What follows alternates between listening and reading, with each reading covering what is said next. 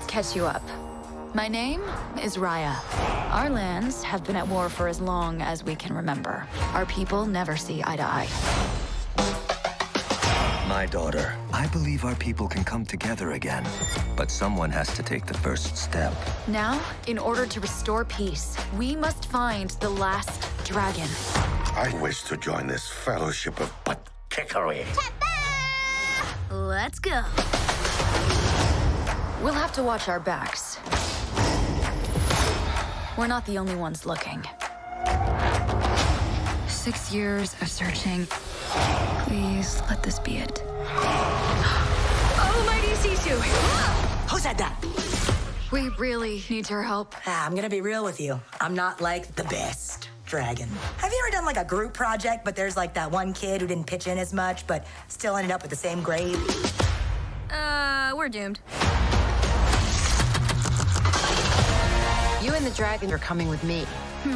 My sword here says we're not.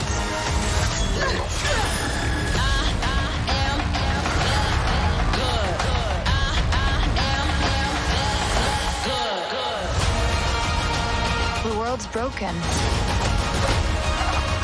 You can't trust anyone. Maybe it's broken because you don't trust anyone. You just have to take the first step.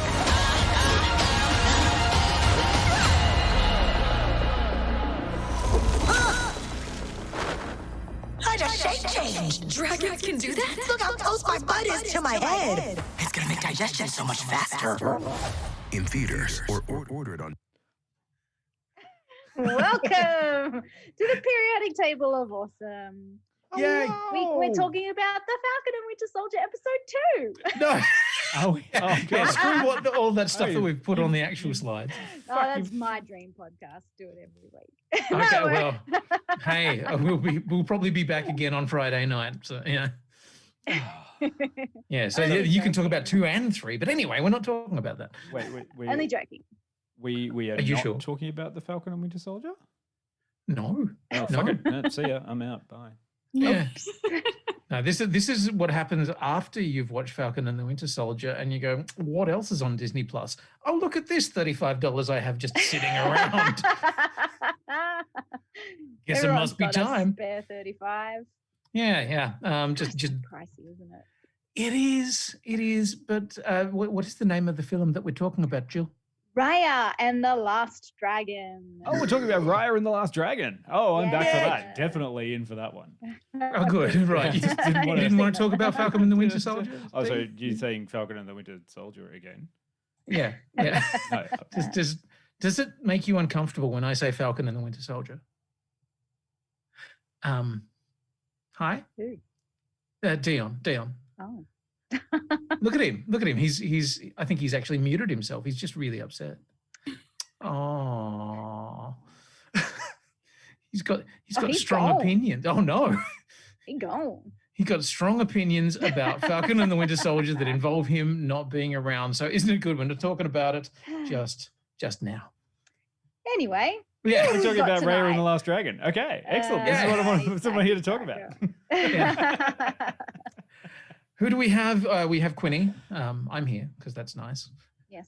There's a nice person with lovely hair. Oh, thanks. That describes the rest of us. Yeah, exactly. Oh, fucking shade. Ow. Speaking of vicious dragons. Oh. Oh. Well, it's the salty podcast. Yeah. Oh, So God. much salt and so much love at the same time. So it's exactly like the protagonist and antagonist in this film. Mm. So much Yeah. salt, but so much love at the same time.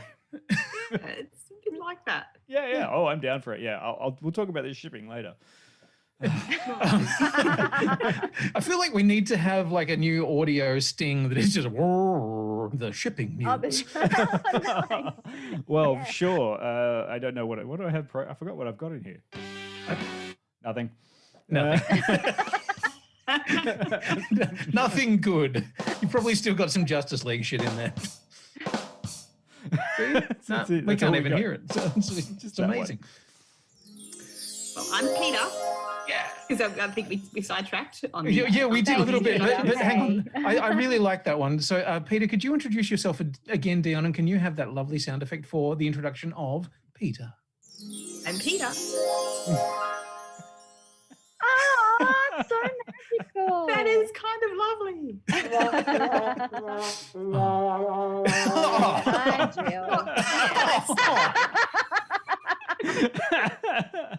Oh. Wow. Yeah, you do need the stabby music for when I introduce myself. I wasn't sure whether that was going to be Dion's music. Oh, and I'm Dion. Oh, stop it, you. Oh, God. I'm surprised you don't use that one more often. Yeah, he does. Oh! He's full of zingers tonight. Oh.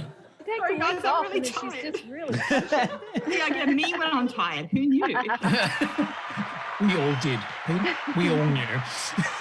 Because you are vicious.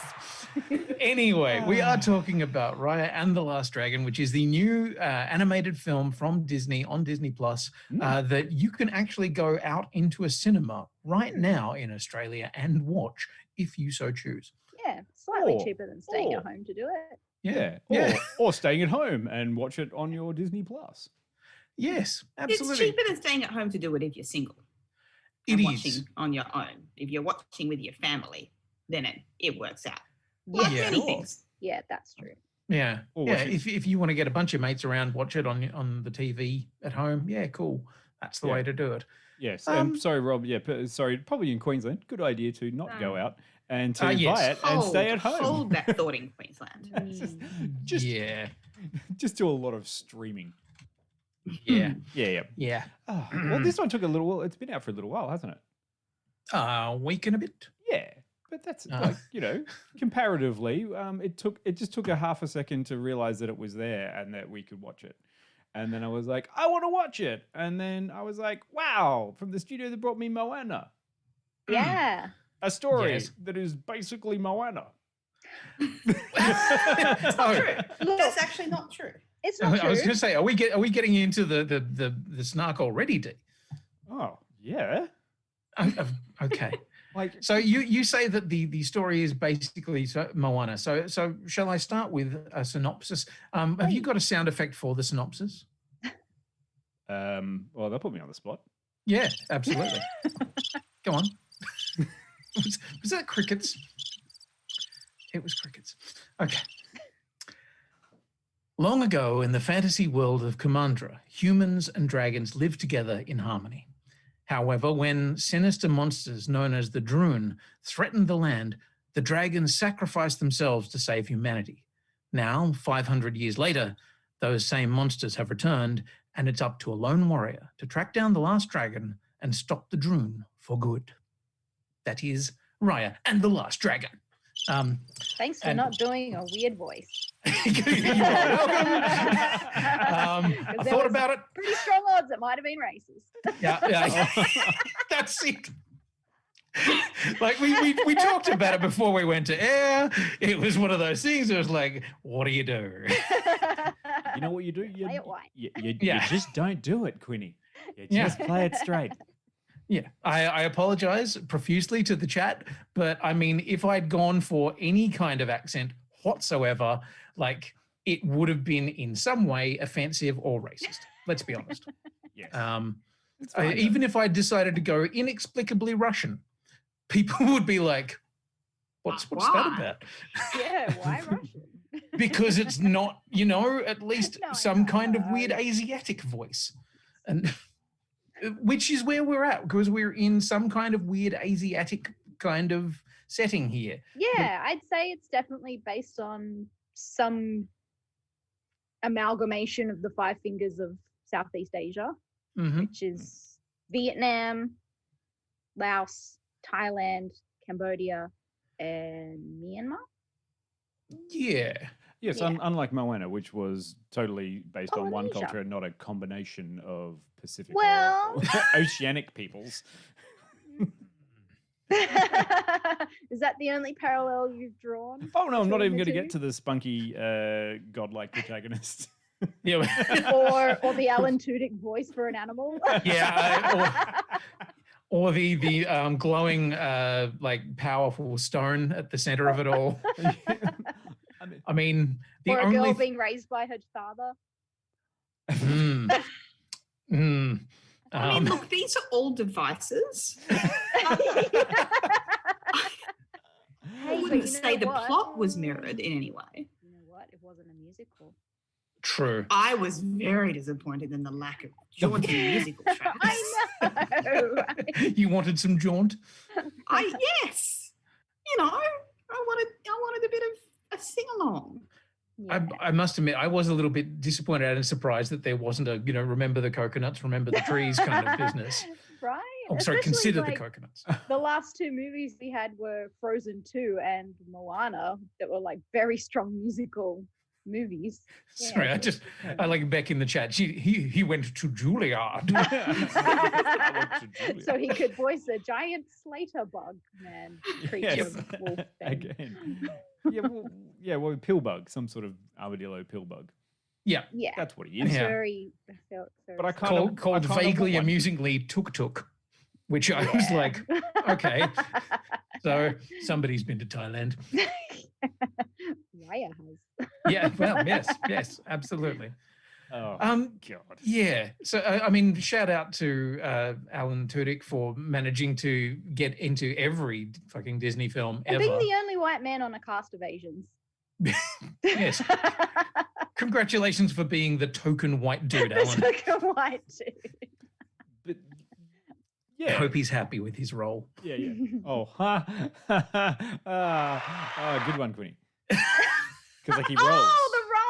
He rolls. Yeah. I get you. Yes. Yeah. Well, sort of a shell anyway. So there's a similarity. There's a pretty standard hero's journey, type story arc happening here, but I didn't feel like I was watching a, cousin of Moana so much. It felt, felt really nice and different to me. The style of animation was really different. The design, the art was quite nice. I didn't, and there was no jaunty musical tracks. Yeah. So it had personality all of its own, which I thought was very lovely. And I liked all of the characters, and I liked all of the, the animation was a bit better, I've got to say. I've kind of got to say, I preferred the animation Oh my in God, Raya it just the gets Last better Dragon. every year. Yeah. Like the people at Pixar are just like geniuses. The in way mocap that and they make movement, stuff. is just amazing. But it felt like it was its own thing, even though there were definitely just those hints where you're like, from the studio that bought you, here is something slightly different to appeal to a secondary market or maybe a primary market. We don't know. Want a sequel? Let's see how this goes. Yeah. I mean, there's a very cynical part of me that looks at this and goes, okay, is this Disney going, we want to appeal to a very specific audience? We have now got a remit, which is to try to appeal to a subsection. And that subsection in this particular case is a Southeast Asian market. Do we then try and talk to the Hawaiians and Polynesian and the Pacific Islander people through this one? Are we going to get films that are kind of aimed at a very specific subsection? Or you say that this story was aimed at a very specific subsection? I would say that it's representing a very specific subsection, but I don't feel like it was aimed at that subsection. Like I said, it's a stock standard hero's journey. This is the story for everyone. It's extremely formulaic Disney, and I think that there's a huge audience for Disney films. It doesn't matter the representation of them. I just think it's important that we have it. And not to forget that we have had Mulan that's been out for probably 20 years or more. So it's not the first Asian Disney film. No, very true. Very true. And I think that the Disney Pixar audience is shooting for as broad as possible every single time. And to be honest, if in the films where they're representing particular underrepresented people or cultures, they were only trying to speak to that culture, that would be super sad, because the idea is to bring all of this into the mainstream and have it not be weird that we, now have a Southeast Asian princess. I love that. It shouldn't be notable. I love but right now it shouldn't be, and I am very definitely playing devil's advocate and being a little bit of an annoying cynic here, because I feel like it would be very easy to point at this and go, look at them do that cynical marketing thing. I don't think that's what this is, but I think it would be easy to see it that way, which would be very reductive, because that's not what this is about. And I think it is lovely, and it is very much the fact that it is about representing different cultures. So yes, I'm poking the bear a little bit. How dare you? Poke the bear, Quinny. Yeah, don't poke the bear. Why would you do that? That's because occasionally... The bear did nothing to you. Jesus. The bear is a multinational conglomerate that owns, The mouse. Okay, so I'm poking the mouse. Poke the mouse. Look, let's poke the mouse a little harder on some gay representation, thanks. Yeah. Okay. They keep dancing around that one, but race is fine. Yeah. Well, did we feel that there was some queer baiting here that then once again didn't necessarily get? I mean, you'd really have to squint to try and find it. I mean, I know all these people talking about, Elsa being a lesbian, but honestly, I don't think she has any interest in either gender. I feel like Elsa's kind of Schrodinger's lesbian. Like, they haven't said she is, and they haven't said she isn't. So therefore, no, but then again, this is the same case here again, is where they just sort of put a lot of vagueness around character and let you draw your own conclusions. But the only reason we're even like to something. The only reason it's even something that comes up is because of shock horror. There's a film with a female protagonist and no romantic subplot that runs through it, so we don't know who she feels like being romantic with and if she feels like being romantic. Exactly. But I mean, that's just me saying that don't jump to the conclusion that because she's not interested in a man, she's interested in a woman. Like, there are other agendas out there with sexuality. Yes, and back in the chat, like, Elsa is ace as fuck. Oh yeah. She got ice powers. She can do whatever she wants. Or not. No one cares. Absolutely. She can make her own friends. Yeah. It doesn't need to be a conversation, but let's maybe, nail something down, Disney. Maybe actually say something. Ambiguity. Yeah. Just have something ambiguity. So Christian. Yeah. It's actually one of the things that I really enjoyed about this movie is that there wasn't a shoehorned romantic subplot, and I didn't miss it, and I didn't want it, and I didn't really notice it until like I finished watching it and I started like thinking about things that I liked about it. There was no need for it, and not even like not that plot, but there was no, there was not even a maybe. It's just not even about that at all. Yeah. There's a strong theme of friendship and trust. And what that means that runs through it, which, I think worked and is a better, thing to tell a story about sometimes. Yeah. Especially when the core theme running through this is very much about, the trust and respect and mutual trust is the only way that we're going to get through some dark shit. And pretty sure that's probably a pretty good message to kind of be thrown out there. You got the wrong message there. Is we just need to find the magical dragon who will fix everything without anyone having to do anything. Dion, what movie did you watch? They still had to do stuff, Dion, even when they found the dragon. Not to give too many spoilers, but they didn't do much in the end. They just let the dragon fix everything with its magical stone. No. No. Now who's poking the fucking Let's bear? break that down in Spoiler Town. Yes. Yes. Oh, that was a good one. Wait, where's the... fuck's sake. There I you should never go. have reminded him about that fucking soundboard. Wow. Yeah, I feel like there's probably some stuff to break down there that we just can't talk about without going to spoilers, and it has only been out for a week. Sure. But sorry, so Dave? I was just going to say, overall, did we have a fun time? Because I had a fun time. I mean, I didn't hate it. It probably wasn't my favorite. And I think that's because there was no songs. I think it did suffer quite badly from the For lack not of having songs. songs. Aw. And I mean, not every movie has to have them, but there is, especially in this one, where there is a musical style that could be explored. Yeah, and it could have been so fun. Yeah, and there are so many, like, it's visually so fucking spectacular. I would have loved to have seen or heard a sort of exploration of that culture or that whatever, you know, through music as much as through visuals.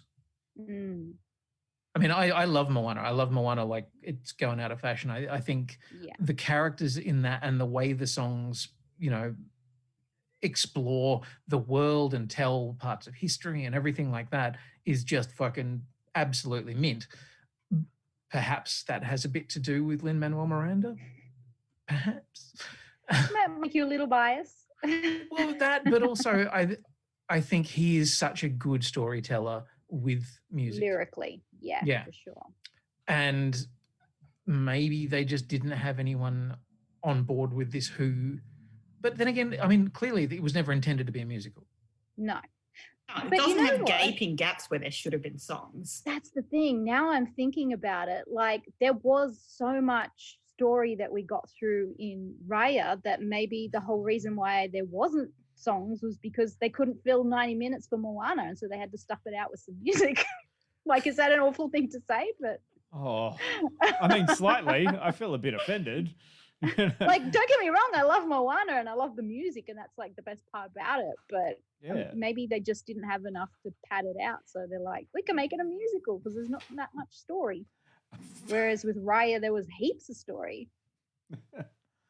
There was. I don't know. I mean, you know, we all have our own opinions on this film. I did find myself there were a few times where I was wanting something.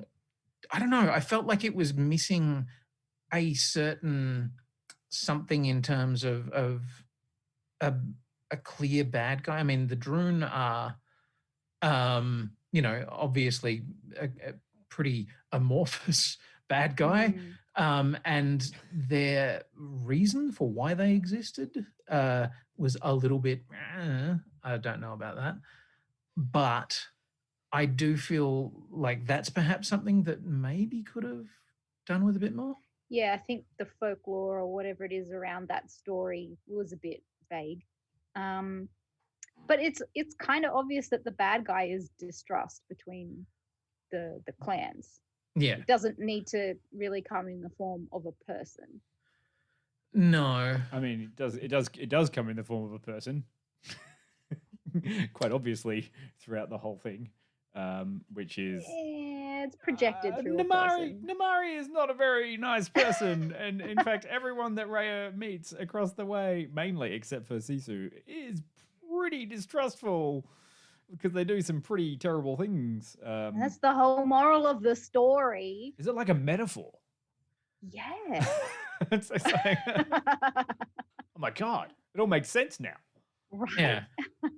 And I mean, conceivably, yes, it may have, if there was a centralized villain, if there was like a King Droon or something like that, maybe that would have been too obvious or been a little too in your face. Yeah, I mean, from a video gaming perspective, the Droon reminded me an awful lot of Breath of the Wild.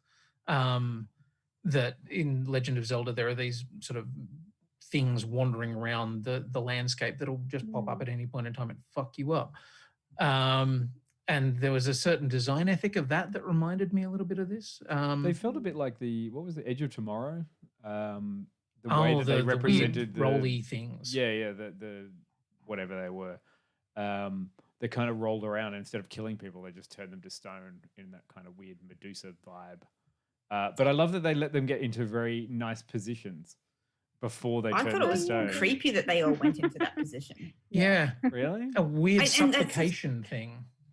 Part of me feels like the drones should have been scarier because it's actually a really terrifying concept. And the other part of me reminds myself that this is a kids' film. Yeah. The real and enemy that, is unlike distrust. kids' films in the 80s, they're probably not aiming to scar kids for life these days. That's just bullshit. Sick of that. Yeah. Stuff. Scar the fuck out of a kid. Make them just go like if you were to say droon to an adult in 20 years' time, I want them to go. Yeah, that's how I was raised. Yeah, if I whisper to you, Gamork, everyone goes, "Oh God, it's the fucking dog from Neverending Story." Shit. I had the worst night terrors about Gamork. He was on top of my wardrobe about to get, like, I still remember it now. I woke up screaming. If I can pay for therapy, you kids can too. And Amy made an interesting point in there that that some of the positions they got into weren't that supplicant Bugged pose. me that moment. Yeah. Yeah. Well, and also why that particular pose? If plot. it was about receiving something, or if it was about giving something, you would understand it. But Yeah, I don't know if it's supposed to be representative of like some of the statues from that area. I don't know. Maybe we just But, don't like, have enough is there cultural a context in order cultural to significance to that position. understand it. But Now, I want to flag something that I can't even remember who brought it up to me, but it was a thing that I looked at and I just went, the dragon. The dragon has a fucking traditional Pixar face, and it's cute, but at the same time, it has traditional sassy cutesy face, and there was a part of me that was like, that annoys the shit out of what me. you wanted fucking Smorg? What the fuck do you want out of this thing? It's a kids film.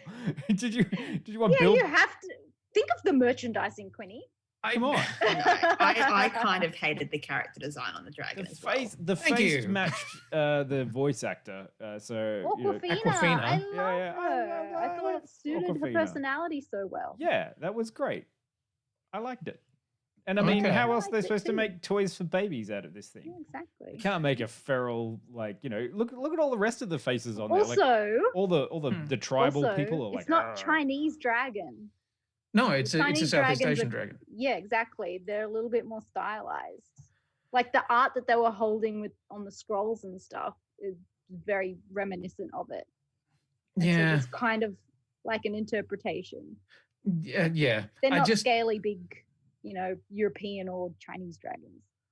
no. I'm fine with that, but there was just something about the big cuteness of the eyes and the super fluffy cute, and I'm like, I like that. It was refreshing. It reminded me of the Luck Dragon, and you can get fucked. Yeah. but even the Luck Dragon, Falcor has a very different kind of vibe. This is super cutesy, and it really didn't sit with me. Yeah, it was cutesy, but I think these dragons are supposed to be friendly. I mean, they were the ones that helped the humans but you stop had- the you had things no- in the first place. you- So did you they're have not, no I don't problem think they're meant with to be omnipotent. Tuk Dragon. having a cutesy face. Oh my god! Okay, can we talk about Tuk Tuk going from the size of a palm to like Yes. being rideable? Like, I love that.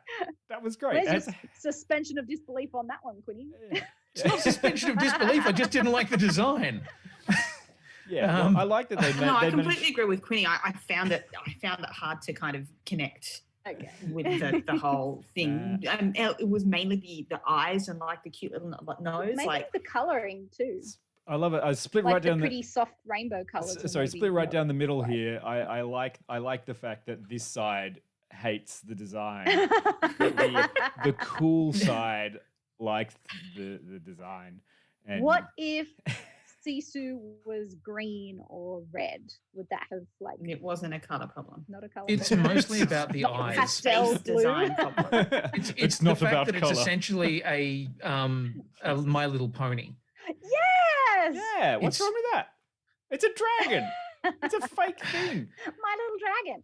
Yeah. It allows the rest of the characters to be grounded in reality because, like, all of the human characters were human, and the two actually, forces. that's perhaps the other big problem for me is that the other characters are so human, and Raya especially is animated very, very human, and then you get something that is overtly cartoony. Yeah, but only for a little while. And the size of the eyes. And the fact that the eyes are very cartoony, black and white, just didn't quite work for me. I mean, it's Dragon pretty. Also speaks human. And he's sassy and fucking annoying at times. And he's a human. Yeah. Into one. But I like that. The time I liked the dragon the most is when it learned to jump on the air and make the cool air steps. Spoilers. But yes. Yeah. Okay. I think we maybe we need to leave the dragon alone now. we need. Well, Peter and I are on the dragon hating side. Yeah, that's fine. Right, I like the character of the dragon. I just didn't like the design of its face. That's all. Jesus. Oh, and I'm sorry, Beck. I didn't actually see your thing saying My Little Pony. I was in a different window. So congratulations. We're both right. Yeah. We all appreciate it. We see this stuff in there. Having said that, I thought the performance was really fun. I thought Awkwafina's performance was super fun and engaging, and it helped me eventually get past the character design issues I was having. She had genie vibes, speaking meta all the time, referencing stuff that's present day that obviously wasn't around back then. Yeah. Do you mean Genie from Aladdin or Genie from I Dream of Genie? What are you thinking? I don't know, dude. Why do you think I ask these questions? I can see both. Kind of, it's fun. Yeah, well, I liked. What I did find interesting is that when the other dragons, sorry, Dan, when the other dragons came in, you could see a similar design, but slightly less cutesified and everything. And I was a little bit more like, I would have gone for more of that. Well, she's supposed to play the klutzy / not very powerful, a bit zany one, because that's what she kind of says. Like right in the intro in the trailer, she's like, remember, on that group project, and there's somebody just sort of turns up at the end and hands it in. That's me. It's Scotty from marketing. Yeah. Well, oh God, no, I don't want to. Sorry. ScoMo I on sullied this safe place. ScoMo dragon. Ugh. Jesus. Yeah. Okay. So apart from the issues that the wrong side of the podcast has, what were the good things? So I absolutely fucking love the animation. I thought, how could they get any better? And then they got better. And I was like, fuck, I really wished I'd seen this on a big screen. I think it would have been a lot more kind of enjoyable from just watching what's going on in the big screen, especially the fight scenes and stuff, which I thought were great. Yeah. All of the differentiated characters, because as they split the land up and they gave them all a thing, it reminded me a bit of that other thing that we've never reviewed. No, you can talk about it because Casper's not here tonight, so you can say, you can give us your thoughts on Casper. Avatar. Avatar the last. It's like Avatar the Last Airbender, which was great, and we'll just do a quick review of that right now. Anyway. It did have a lot of that, in that kind of feeling of like, okay, these are the Earth people or the Earth benders, and these are the fire benders, and these are the water benders and stuff like that. As Panda says, here's the baby monkey gang. Oh my God, Con Baby. Can we talk about the Con Baby? I'm happy to talk about Con Babies and shrimp restaurant boat owner 10-year-old. There are some fun things in this. I thought that all of the characters were really cute, and I really liked the friendships that developed between them, and that they end up working together. And I like that they all pull each other's feeling to it. They all pulled each other's heads in, but it also didn't it was representative of there was no evil human group. The evil was the fact that they all became too concerned about themselves and not concerned enough about each other. I know Fang was starting to get pretty kind of on the borderline of evil. I know that they're just trying to. Sorry. the Fang clan. Yeah. Yeah. I mean, the way that Fang were portrayed, like of being isolationist, but also Expansionist. Were they expansionist? Yes. That was quite literally the last third of the movie, which was like, we're running out of room. Oh, right. Yeah. Okay. It's like, okay, fair enough. We need to get that gem so we can make more area for our population to expand. Right. Yeah. Yes. But yeah, okay. They were the ones that I guess were probably closest, and also because they were the ones of the first distrust, the first betrayal. Yeah. And also they had like shaved heads and undercuts and stuff, so that makes them totally evil straight up. Yeah, edgy people. You can't trust the edgy people. Yeah, totally. I'm kind of down for Team Fang. I like them. They're all cool. They got cool outfits. They train hard. Actually, it's funny. It took me a while to realize that this is because I'm stupid. That the team that they'd put together ended up being representative of all the different parts of the dragon. It was just whole thing. I know, until I was like, but hang on, where's the? Oh yeah, shit. The baby is representative of whatever that place was. Talon. Yes. And I'd forgotten that, the boy in the boat was representative of Tail. Yes. Tail. Yeah. And I was like, oh shit, yeah, right. No, they are. They were also helpfully color coded. Colorblind. Oh, fuck yeah, that's great. And Quinny's like, why are they all there together? I don't understand what's going on. And we're like, oh yeah, right. Okay. What use are those bloody glasses you're wearing then? Just style. It's all about style. I tell you, my favorite out of them though, fucking Benedict Wong as Tong. Yes. Yes. So good. I liked Tong. And I love that, that was virtually a character that they could have ripped straight out of Game of Thrones.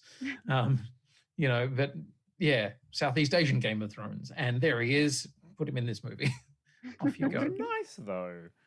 You're all gonna learn how to work together in order to resurrect the dragon thing. Yeah. All right. Yeah. Well, okay. Okay. Other things that you either liked or didn't like before we wrap up and rate?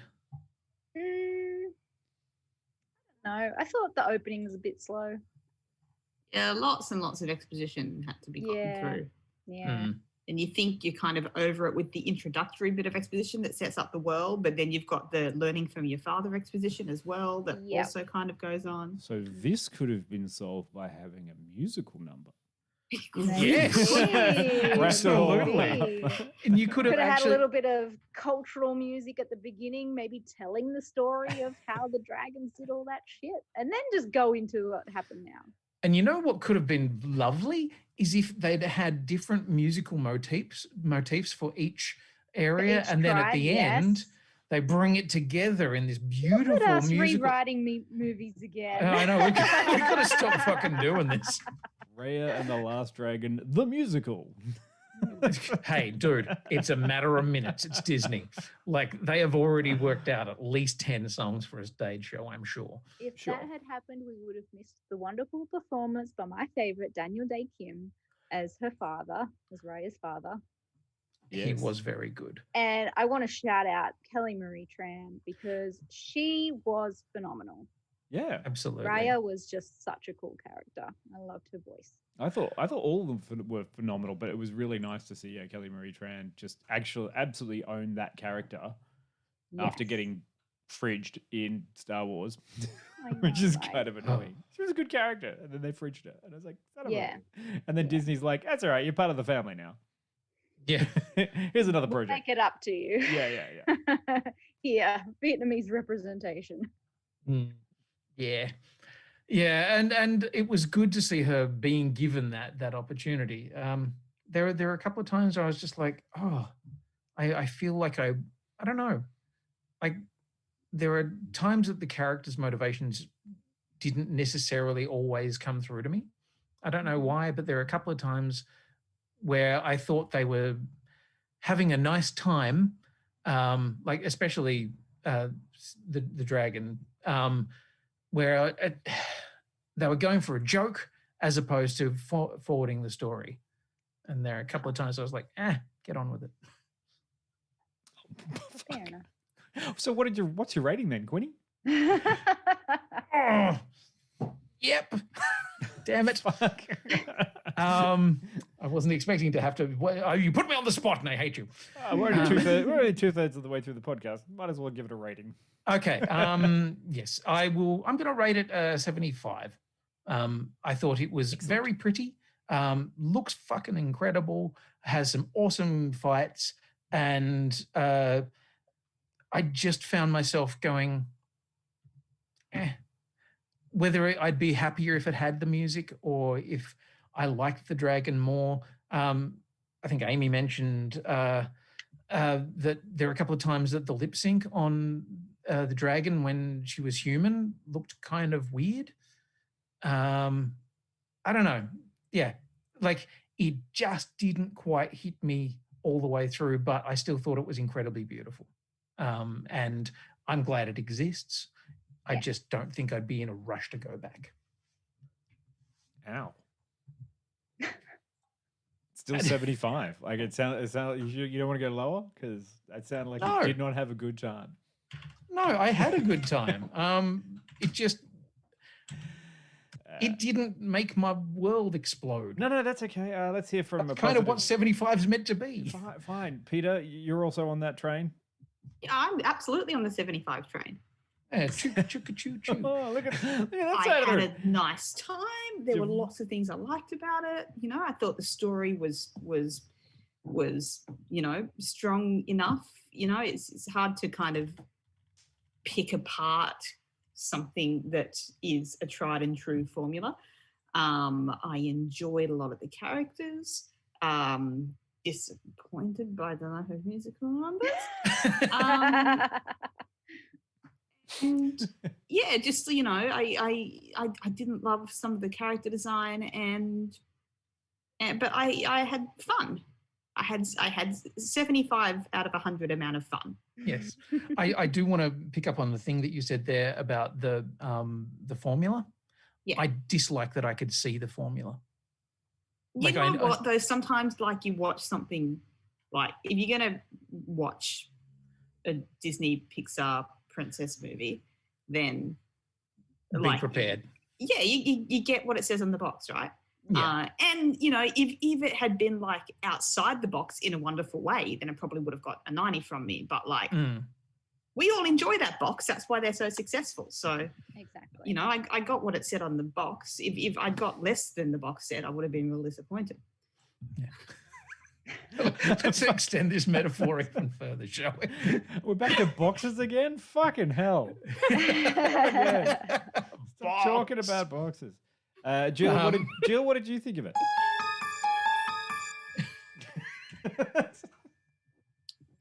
I'm giving it 70. What? Yep. Like you guys said,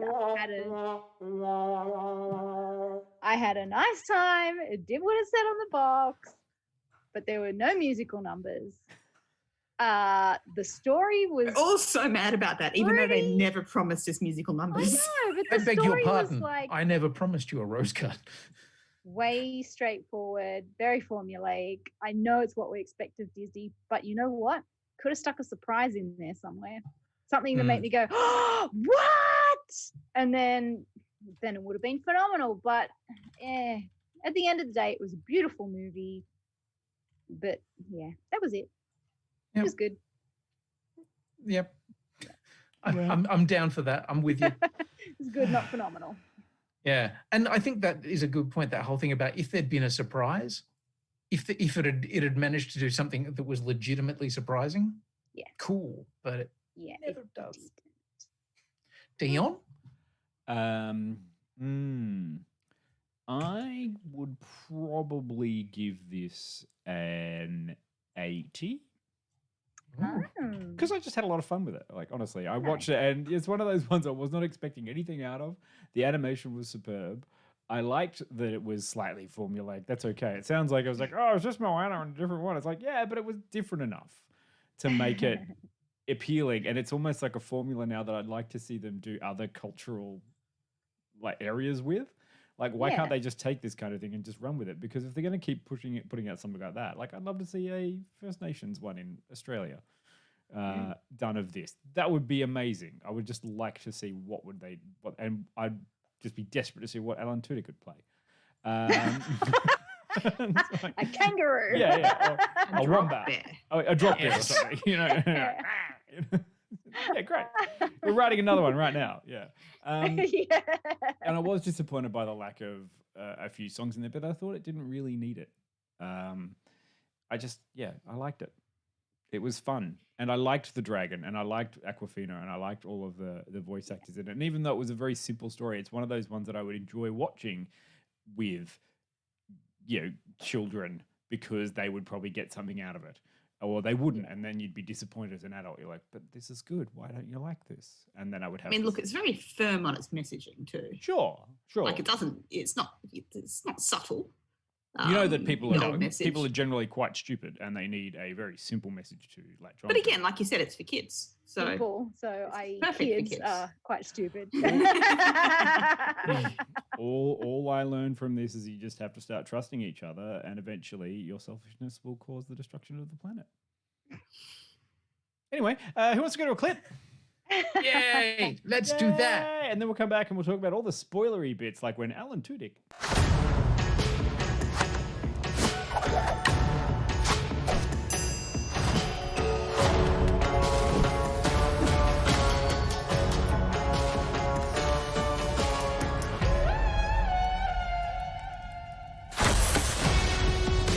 Clever.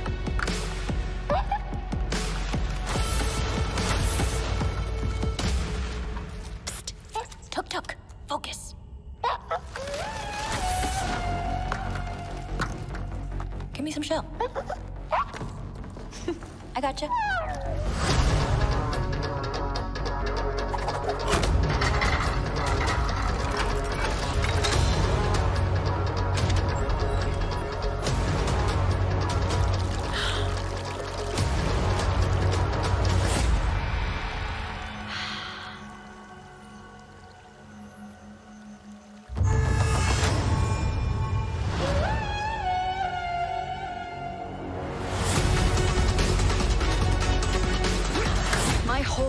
I trained to become a guardian of the dragon gem, but this world has changed. And its people are divided. Now, to restore peace, I must find the last dragon.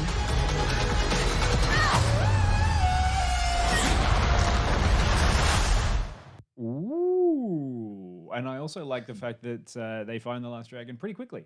They got to the fucking monkey, and I'm really happy about that in terms of pacing. It's like, I need to find the last dragon. I've grown up now. I found the last dragon. Took 6 years to find the last dragon, Dion. Did you miss that little bit at the bottom of the screen? But like in the story in the film, it was nice and quick.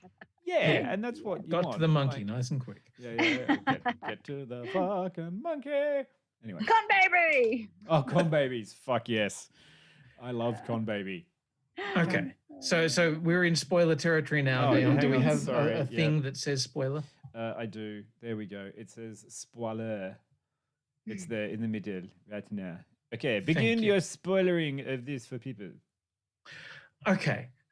Peter, you were saying that there was something you wanted to talk about in spoiler section. I'm trying to remember what that was. Dion was saying that nobody did anything. Oh, right. Yes. Yes. Not true. It's not true. What do you mean? I said that no one really did anything. No, you said that Sisu was the one that fixed everything. and Yeah. Didn't. Sisu fucking buys the farm. She gave them the tools to work out how to do it themselves. Yeah, but then she fixes everything by putting the gem together. Well, she didn't. She was literally like this. She was dead at the time. Put all the magic into this stone, and I need you to use the stone to kill the Droon. And then you have to just do that and trust. And it's like, why? You're just going to use the MacGuffin. The stone was the MacGuffin. Why? No, the stone was the stone was the object of the journey. There's always like you have to take a journey to get a thing. Sure, and That's I mean, the I know whole you've got to plot. put the heart of what's her name back into the island in order for her to regenerate and not The be heart of sad. Tafiti. Yeah, the heart of Tafiti. Yeah. Like I get See, that. I think that's one of the reasons that I liked Moana so much is because there was actually a bit of a surprise in some way, shape, or form. That Takar was Tafiti. Yeah, there was sorry to anyone who hasn't seen that film. Fuck it, we're in all the spoilers now. I mean, it's been a while for Moana. Yeah. Yeah. But you've got that where it is a clever kind of reveal and a bit of a nice thing that says this is about learning and growth. There wasn't that. If there'd been some kind of thing with the drone that they just disappeared. Like some sort of musical number showing the Droon were actually other races all along. What if the Droon were born from mistrust? Yeah. Maybe that would have made a bit more sense. What if the Droon were actually white imperial colonists? Oh. What if the Droon were the Portuguese? Oops. I mean, I feel like the Droon were just supposed to be counterpoints to the dragons, right? Like we keep saying why Droon, but like why dragons? It's a fantasy world. Yeah. But like the dragons have so much more built around them in terms of their powers and their reason for being and their connection to the land and everything, whereas the Droon are just purple. Yeah. Angry purple. Now you stone angry purple. Good, thanks. I got to say, one thing that did make me giggle, completely unrelated to what you were just saying, I just remembered it. Toot and boom. Boom bugs, yeah. What? Boom. Yes. That was Oh, I hilarious. forgot about that. I like the toot and boom bugs. That was a fun scene too. There was a lot of fun. Sorry. I think. One thing I really disliked was the cat mounts. Because you've set up this whole thing that the people of Fang ride around on these badass cats and everything, and then they appear for one scene and get completely fucking left out of the rest of the film. Yeah, well, it's much like, you're just having your He-Man Battle Cat fantasies of like, why didn't they use him anymore? Yes. Kind of. It's true. Yeah. I just wanted my battle cat big. I know cool it set fight. it all up, but I mean, I like that. You got a battle pillbug instead. Half of them were dead. Like all like I like the fact that it showed that not all of the tribes had survived. That it was a series of some people are all I liked all of those bits, and that you had to come down to the decision that you were going to make to work together to try to solve problems. But that solving a problem was putting a fucking gem back, which would fix everything. So one moment I did really enjoy was the moment where it showed a bit of real spine. Sorry, not intentionally, but in Talon, where we find out that the leader of Talon, has been frozen for however long as statue, but the person who's taken over from him is fucking nasty. I was like, little okay, old lady. Yeah, a little vicious old lady who will kill you. I was like, oh, okay, that was interesting. And then we never did anything with it again. Well, there's only so much kind you of can like put the in there. whole thing was she got what she needed from Talon, and then we moved on. If this was a series, we could have delved in, and that I think it's interesting enough that you want to know more, right? Like, how did these communities survive this last 6 years of what is essentially like the zombie apocalypse of the Disney world, right? Like full. Sorry, I want to see that movie now. Zombie apocalypse of the Disney world. Well, then I'm pretty sure Disney have done a zombie thing. they should do What? They should do Enchanted 3. And it should just be a zombie I haven't apocalypse. done Enchanted 2 yet. Yeah, no, but like, come on. That's how you get to Enchanted 3. Enchanted 2 sets up the whole Disney universe as in doing that. And then James Masters becomes Patient Zero. And then you have to go around and watch, No. Yes. Anyway, sorry. Brains! That's already That's happening. terrifying. Yeah. That's already happening, Quinny. Children. We released an app for that. It's called Disney Plus. God damn it. Stick your kids in front of it.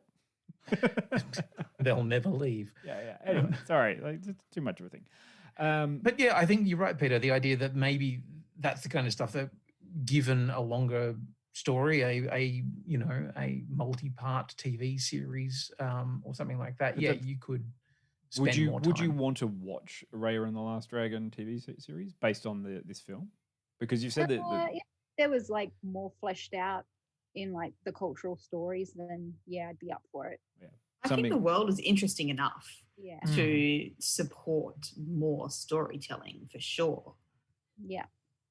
Yeah, I would have liked to have seen like an exploration on like Raya and Namari with like friends to enemies to friends again. That would have been good. Yeah. Well, okay. How do we feel about the somewhat queer baiting of that ship? I don't even know if you could call it that. It's so vague. I don't necessarily read a ship every time I see an on-screen friendship or, adversary situation. Even if one of your characters is wearing that particular hair that I looked at and went, wow, that reads very queer. I mean... Okay, Quinny. Girl can't have an edgy haircut unless she's a lesbian. A girl can totally have an edgy haircut. I'm more than happy for you to do whatever the fuck you want. I don't like reading into stupid stereotypes. Okay, like cool. The way people look. I'm not going to say that it wasn't said in the chat, however. All right, well, I'm looking at everyone in the chat.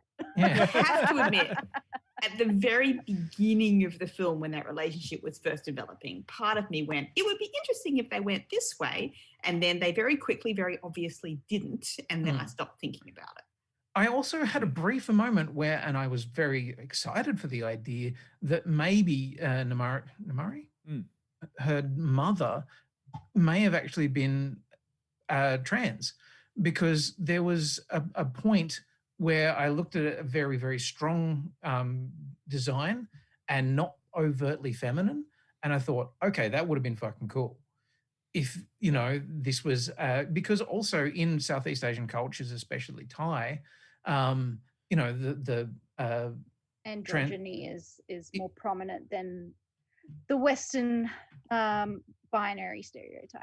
And I think that would have been really cool to explore that, let that play out and let that Well, I mean, you can see the different influences of like body types amongst the different clans that you find in Asia in this movie. So, and I like that it was pretty like the romance wasn't actually that much of a factor in this. And it, to the point where I'm like, I believe that we could ship whatever the fuck you want, because that's what the nature of shipping is. Getting stuck in the Suez Canal. But that's where my stucky ship stuck. Yeah. It's not going anywhere. But it's I think it was really nice that they made, like, they didn't have an overt romantic partnership in this at all. They just avoided it completely, because the whole story is about trying to repair, like, the land, the feeling. There definitely was no room for romance in this movie. Sure, and they, like, they got around it by just having some pretty cool fight scenes. Yeah. Which were great. Like, they were really kind of fun. Even though it always ended up, like, it seems to be from every Asiatic fight scene, is like, oh, it's just one-on-one. I'm just going to 1v1 you. The end. Like, come on. That's not how fights go. I will say, I did like the sword. I love cool whip sword. Yep. Totally into that. Want more of that, please. Totally into whip swords. Totally into Monkey Kong Baby Gang. Totally into people just doing self-serving things, even though it's like, kind of, it's half like, well, by the end of the movie, I was like, fool me once, shame on you, but just stop fucking fool. Like, I just love that it kept going. Just kept going. What sort of self-serving things do you mean? She was just the betrayer. Namari is just the betrayer. Like, started off as a kid betraying people, and then just kept going all the way up to where, basically right at the end, where she was about to betray them again, and it was like, okay, well, fair enough. Like, that's how it's gonna go. I kind of like that. I love the fact that at the end there, she's like, I could get out there. Like, I could crawl through that hole and go and live and rescue my people and fuck them. Mm. But, Yeah, I do like that sequence. I'm getting this on credit. That was cute, and I like that. Yeah, and like I don't think that we've talked enough about Boone. I liked Boone, Boone, yeah. who is such a sad character, but also such a fun character that's in there because Boone's he was cute. Yeah, his family died, so he's running a restaurant.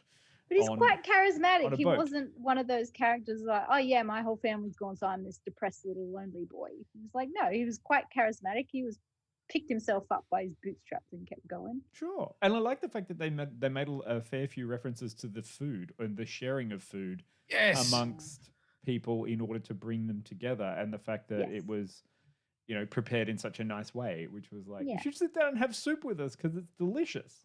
Mm. Oh, and Sisu's whole thing about gift giving. Yes.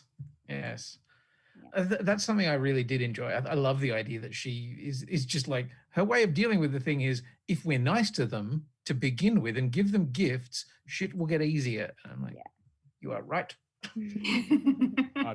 Cool. I'm down for that, Quinny. Anytime you come around to visit me. I have love giving gifts. Just a little gift, Quinny. A mask. That'll keep me. That'll keep me. I have a toy. Wait. No, that's. Yeah. Oh yeah. Oh fuck. What's his name? Sea spray. Fuck. It got me in there. Sorry. I got excited. I saw a Transformer I haven't seen since I was a kid, and that was cool. Show me more of your toys, Quinny. This is now a toy podcast. We'll do a show and tell podcast another time. Yeah, okay. Maybe on Friday. Yeah, on Friday. Maybe I'll try and have all of the shelves filled, and you can actually see what's going on behind me when we turn off the background. I've got some hand sanitizer and. Yes, Pretakanga, I am a nerd. Nerd. Like that was never in question. I actually really, really loved the way that food was presented. As you say, Dion, it was a thing that is a binding agent in that people, eat food together, but also the way that it was animated, the look of it. They were very specifically going, okay, this is, a Southeast Asian food. It is a laksa, or it is some kind of brothy soup, and we want the spice and we want the flavors, and you're like, oh yeah, I know that flavor. Yeah. And I love that. I loved that there was really that lovely little note there where it was like, oh, rice. Oh, just haven't had rice for a while. It's like, oh shit, that's kind of like a allegory between actual famine and different cultures. Anyway, all right. Yeah. Oh wow. Wow. Dark. So, okay, is there anything else that we particularly need to wrap up on Raya and the Last Dragon in terms of characters or actors or any plot points that we really feel that we haven't touched on? I think so. I think it's pretty good. What do we end up in the scores? Look, we've got a few scores. There are a few in there that kind of threw the curve out. So the Outstanding Yak and Panda have both added 90s into there, which will fuck up our scoring completely. So thanks very much, guys. But yeah, look, that I think it'll come out somewhere around that 80-ish mark. That's good. It's worth it. Like, get out there and do it. I mean, I don't know if it's a full, as I think Peter said at the start, I don't know if it's a full single person sitting at home playing extra for Disney Plus. You've got your $120 a year or whatever it is for Disney Plus, and then another. Was it currently $35? Yeah. For that? I don't know if it's worth. I think it would be worth seeing it in a cinema if you can, because just visually it would be so much more stunning to see on the big screen. Yeah. Because I was a little underwhelmed just watching it on the telly, to be honest. Pixar stuff is just like phenomenal. You want to see the detail. Yeah. Even though it's most enjoyable on, watching films as Nolan intended, on your phone, sideways, in bed, or on a train. Yes. I still catch public transport to work, and I still am amazed by people, how people watch stuff just while I'm on buses or trains, and I'm just like, really? You're just going to hold the phone straight up and down and watch something. Okay. And then you're going to zoom in a bit. Oh, okay. Right. Anyway. Yeah. And to those of you who went and watched it in the cinema, I'm glad that it made a difference, because I can imagine this having a very different impact on you, in a big dark room, with all the loud music and stuff. Yeah. And all the musical numbers. Yes, all those. And all of the zero musical. Honestly, when we were listening to that clip, the music in that clip, I was listening to it going, oh man, it is so cool. Come on. So that's James Newton Howard, who is one of my all-time favorite film music composers. Okay. Yeah, right. And what else has they done? Have they done? Sorry, me and the English language are taking a break right now. We've chosen to see other people. Cheeseburger. Yes. Well, on his resume is Space Jam. Come on, really? Yes. And speaking of that, King Kong. Hang on, which one? King Kong, the one that we're talking about. As in Get to the Fucking Monkey. 2005's Peter Jackson's King Kong. Oh wow. Yeah. So there's just a few there. It's all right. Okay. You can go through his back catalogue. There's only a few. It's a massive back catalogue. Yeah. Right. And what was the one that you sort of latched onto his music from, Peter? Oh, I was a massive film music nerd when I was a kid. So it was like stuff from the 90s, like One Fine Day, and like early stuff like that. He did the suite for that movie that ended sadly with Macaulay Culkin and My Girl. Yes, thank you. Oh. Which is a beautiful suite. You should listen to it. No, that was Major League. What? Okay, that was joke. Okay, obviously that joke didn't do quite well in there. Where's that wah wah wah wah now? Yeah, all Come the on. crickets. So yeah, okay. Thank you. That's well. All right, fine. Right.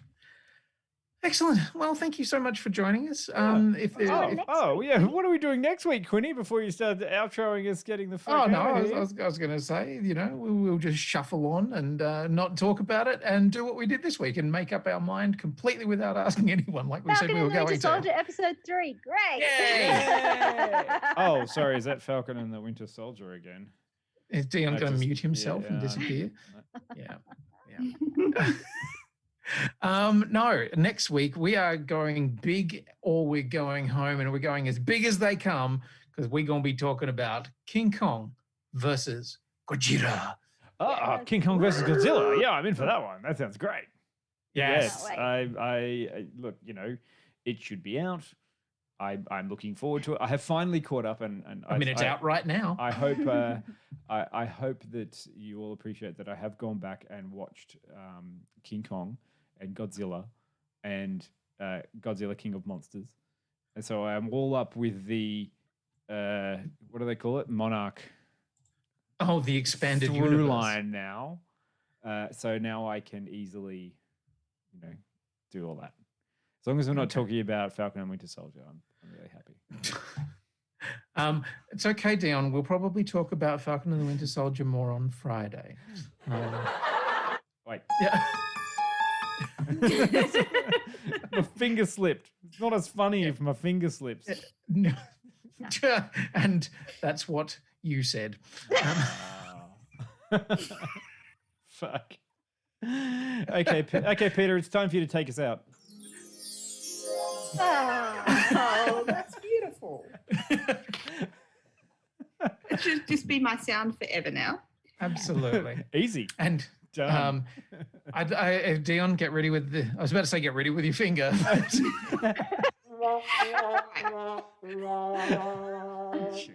So I would like to say thank you so much for joining us. Thank you, Jill. Sound effect. Thank you.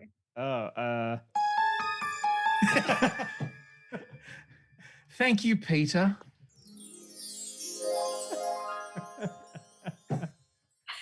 You're a fucking master. Thank you, Dion. No, thanks, Quinny, first. I'm always the butt of the joke. Thanks, Dion. Although we have had a request from the chat much earlier. Everyone wants to see your full shirt, Quinny. If you don't mind, could you please show everyone your Wolverine t-shirt? That came early in the chat. It's like, want to see Quinny's Wolverine t-shirt? All right, well, there you go. You know. Okay. I'll just back up a little bit, and I feel really dirty. Like this. Show us your shirt, Quinny. Okay, there you go. There's Wolverine. Oh no! There you are. Yep, there you are. Wait, there's a big thing in front of him that he's like, oh yeah. Sorry. That's the microphone cover. Yes, that's the microphone. There you go. Everybody else wearing? Dion's gone. Lovely, very nice. Star Wars. Yes. I'm just wearing the shirt on Waterwork, guys. It's got no pop culture reference on it at all. I'm so sorry. I didn't realise that was a thing tonight. No, apparently none of us did. Oh dear, yes, Panda. It's our OnlyFans coming up soon. What shirts are we wearing today? Though, as we discussed a couple of weeks or last week or whatever it was, it's going to be an OnlyFlans. That's where you send in your cheesecakes and your quiches. I thought we were doing OnlyFans. Oh, yes, let me friend. Oh, Mr. Sheffield. And sorry, no, Amy, I never shirt and tell. Oh dear. Oh yeah. Well, I don't know how to quickly segue out of this. Just say bye. Goodbye. Thank you. Just slowly wave and back away. See you later. Bye.